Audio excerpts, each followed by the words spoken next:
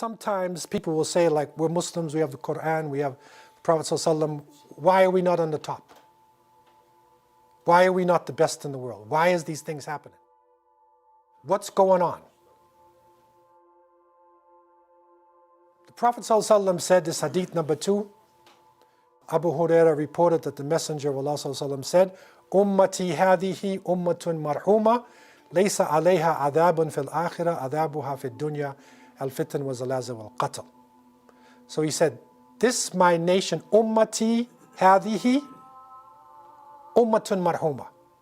You see it. My nation, ummati, right, is a nation that has mercy on it. Mercy, marhuma, right, from rahmah. Its punishment is not in the hereafter, but its punishment is in the dunya, in this world. Fitan, zalazil, qatl. Fitan is the plural of fitna, which is a trial, a temptation, a gray area, a confusion. And zalazil is the earthquakes, and qatl is murder. So when you look at this now, it's in Abu Dawud, Ibn Majah, and Ahmed, slightly different forms, but very important hadith to understand what's going on. What's happening to us is actually a mercy. It's a wake-up call.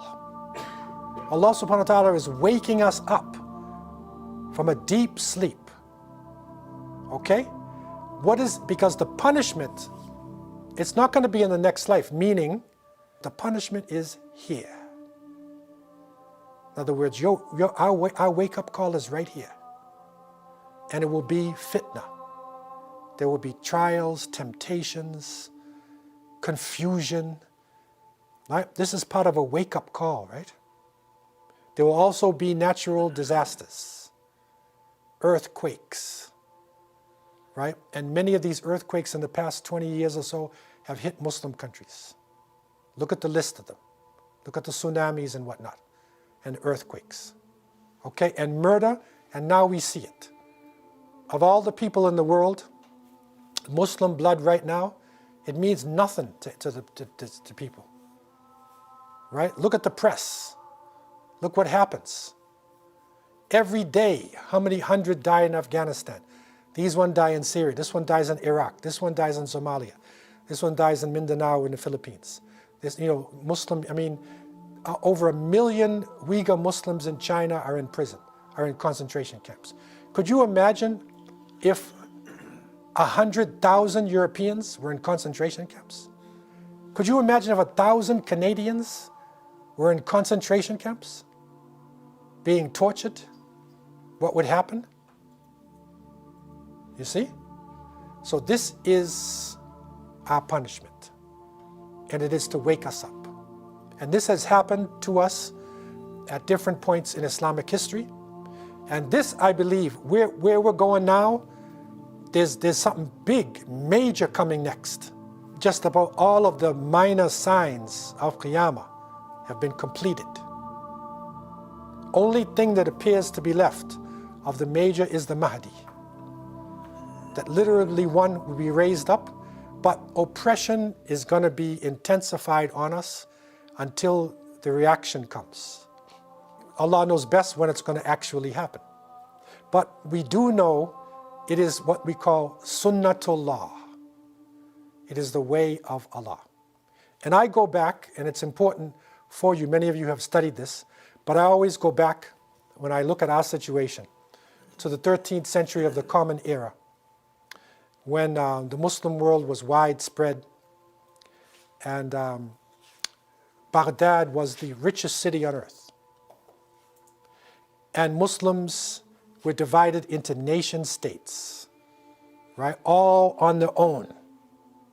The Khalifa was symbolic. He was a young guy, and he just played most of the time with roses and writing poetry. Right? His army was only like 12,000. He's supposed to be the ruler of the Muslim world. Right? And the ulama were paid a tiny amount of money.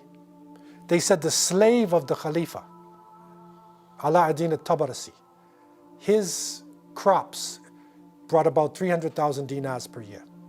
This is the slave of the Khalifa. And the ulama are only getting like 50 dinars per month. Right? That one of the scholars, Ibn al-Athir, he said around this time of the explosion, there was no Hujjaj from Baghdad to Mecca. Nobody went, no Hajj group. Because they said they didn't have time to make Hajj. So nobody went from Baghdad to Mecca. And it's the richest city in the world, right? It's not that far either, right? And it's at that time that they came in conflict with a nation far to the northeast of Asia.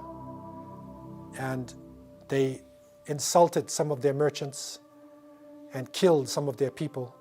And the leader of this group, whose name was Genghis Khan, he said there's only one sun in the sky and there's only one Khan on this earth.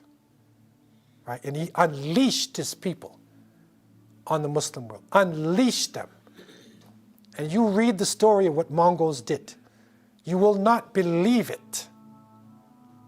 You think it's a fantasy, it cannot be real. Okay, what they did, and the biggest problem was our disunity, all the things that we were doing to each other, right, the weaknesses. This is a punishment unleashed on us. Serious punishment. And his forces continued going through, killing hundreds and thousands of people, right, moving from city to city. And when he came to Baghdad, and the writer is reporting that they surrounded Baghdad and the Khalifa was listening to his favorite belly dancer. So she was dancing and he was enjoying it, right? And they shot an arrow and it went through the curtains in the Khalifa's castle and it killed his belly dancer. This is in a report. Okay? Now, what would you do? He said, take her out of there, get me another belly dancer. This is a state of insanity, right? Your city is surrounded like that. It's total insanity. It's like somebody on drugs, right? And the Mongols, as you know, destroyed Baghdad, killed millions, destroyed the books. And when they were about to destroy the rest of the Muslim world and to go into Mecca and Medina, then Saifuddin Qutuz, rahimahullah, of the Mamluks of Egypt, he united the Muslims and they defeated the Mongols in Ain Jalut, which is in Jordan. They defeated them there. They were on their way to Mecca and Medina. They defeated them and they drove them back.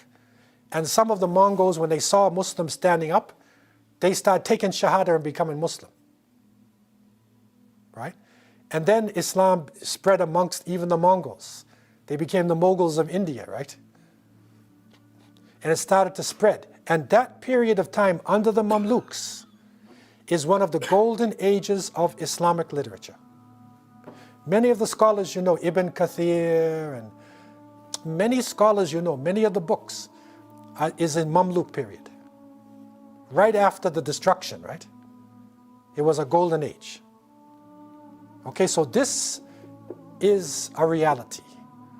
We need to reflect on our situation.